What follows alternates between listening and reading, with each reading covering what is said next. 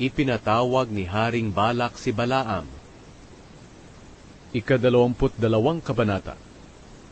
Nagpatuloy sa paglalakbay ang mga Israelita hanggang sa nakarating sila sa kapatagan ng Moab at nagkampo sila sa silangan ng ilog ng Jordan sa harapan ng Jericho.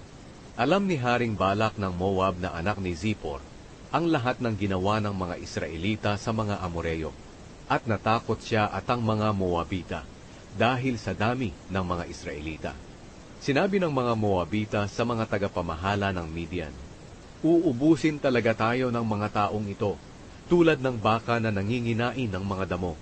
Kaya si Balak na anak ni Zippor, na siyang hari ng Moab ng mga panahong iyon, ay nagsugo ng mga mensahero para ipatawag si Balaam na anak ni Beor, na naninirahan sa Petor. Sa Petor, malapit sa ilog ng Euphrates, ipinanganak si Balaam.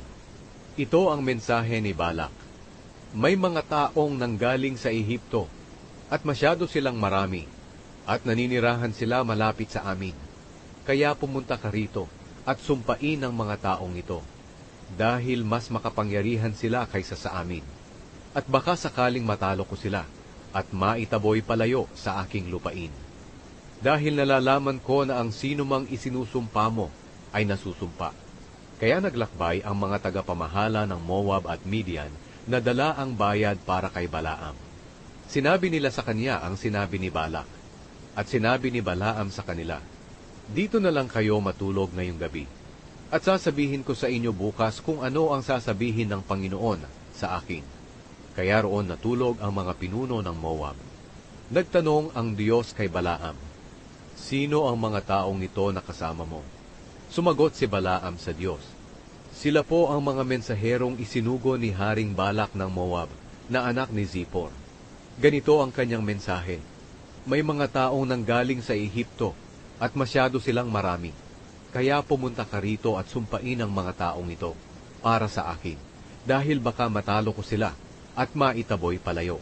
Pero sinabi ng Diyos kay Balaam, "Huwag kang sasama sa kanila, at huwag mong isusumpa ang mga taong sinasabi nila, dahil pinagpala ko ang mga iyon." Paggising ni Balaam kinaumagahan, sinabihan niya ang mga pinuno ni Balak, "Umuwi na lang kayo sa inyong bansa, dahil hindi pumayag ang Panginoon na sumama ako sa inyo." Kaya umuwi ang mga pinuno ng Moab at pumunta kay Balak at sinabi, "Ayaw sumama ni Balaam sa amin." Kaya muling nagpadala si Balak ng mga pinuno na mas marami at mas marangal pa sa nauna.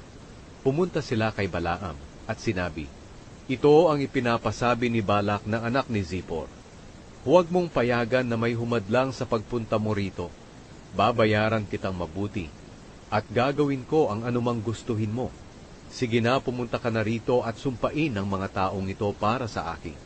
Pero sumagot si Balaam sa kanila, "Kahit na ibigay pa ni Balak sa akin ang palasyo niyang puno ng pilak at ginto, hindi ko magagawang suwayin ang utos ng Panginoon na aking Diyos, kahit nasa malaki o maliit lang na bagay. Pero rito na lang muna kayo matulog ngayong gabi, katulad ng ginawa ng iba ninyong mga kasama, dahil baka may iba pang sabihin ng Panginoon sa akin." Noong gabing iyon, sinabi ng Diyos kay Balaam, "Pumunta rito ang mga taong ito para tawagin ka. Sumama ka na lang sa kanila, pero ang mga sasabihin ko lang sa iyo, ang gawin mo." Ang asno ni Balaam. Kaya kinaumagahan, inihanda ni Balaam ang kanyang asno, at sumama sa mga pinuno ng Moab, kasama ang kanyang 2 katulong. Pero habang naglalakbay si Balaam, nagalit ang Panginoon, kaya hinarang siya ng anghel ng Panginoon sa daan. Pagkakita ng asno na nakatayo ang anghel ng Panginoon sa daan na may hawak na espada, lumihis ng daan ang asno at nagpunta sa bukid. Kaya pinalo ito ni Balaam at pinabalik sa daan. Pagkatapos tumayo ang anghel ng Panginoon sa makitid na daan, sa gitna ng 2 pader ng mga ubasan. Pagkakita ng asno sa anghel ng Panginoon, sumiksik siya sa pader, at naipit ang paa ni Balaam sa pader, kaya pinalo na naman ito ni Balaam. Pagkatapos, lumakad sa unahan ang anghel ng Panginoon at tumayo sa mas makitid na daan na hindi na talaga makakadaan kahit sa magkabilang gilid. Pagkakita ng asno sa anghel ng Panginoon, tumumba na lang ito at nagalit si Balaam, at pinalo na naman niya ito ng kanyang baston. Pagkatapos, pinagsalita ng Panginoon ang asno, at sinabi niya kay Balaam, "Ano ba ang nagawa ko sa iyo para paluin mo ako ng 3 beses?" Sumagot si Balaam sa asno, "Ginawa mo akong parang loko-loko. Kung may espada lang ako, papatayin kita ngayon din." Sinabi ng asno kay Balaam, "Hindi ba't ako ang asnong palagi mong sinasakyan? Umasal ba ako dati ng gaya nito?" Sumagot si Balaam, "Hindi." Pagkatapos ipinakita ng Panginoon kay Balaam ang anghel na nakatayo sa daan na may hawak na espada. Kaya nagpatira pa si Balaam. Nagtanong sa kanya ang anghel ng Panginoon, "Bakit mo ba pinalo ang asno mo ng 3 beses?" "Nandito ako para harangan ka, dahil masama sa aking paningin ang inasal mo. Nakita ako ng iyong asno, at umiwas siya sa akin ng 3 beses. Kung hindi siya umiwas sa akin, pinatay na sana kita, at pinabayaang mabuhay ang iyong asno."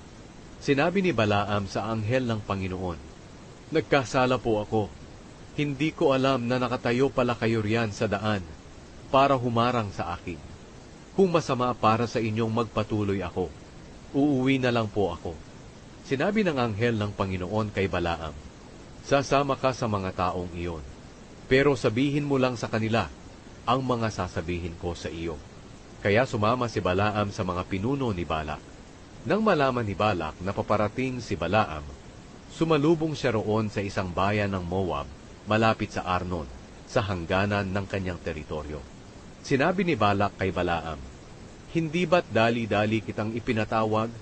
Bakit hindi ka kaagad nagpunta? Iniisip mo ba na hindi kita babayaran?" Sumagot si Balaam, "Nandito na ako, pero sasabihin ko lang sa iyo kung ano ang ipinapasabi ng Diyos sa akin." Pagkatapos sumama si Balaam kay Balak sa Kiryat Huzot, at naghandog doon si Balak ng baka at tupa. Ibinigay niya ang ibang mga karne kay Balaam at sa mga pinuno na kasama niya. Kinaumagahan, dinala ni Balak si Balaam sa Bamot Baal, at doon nakita niya sa ibaba ang buong mamamayan ng Israel.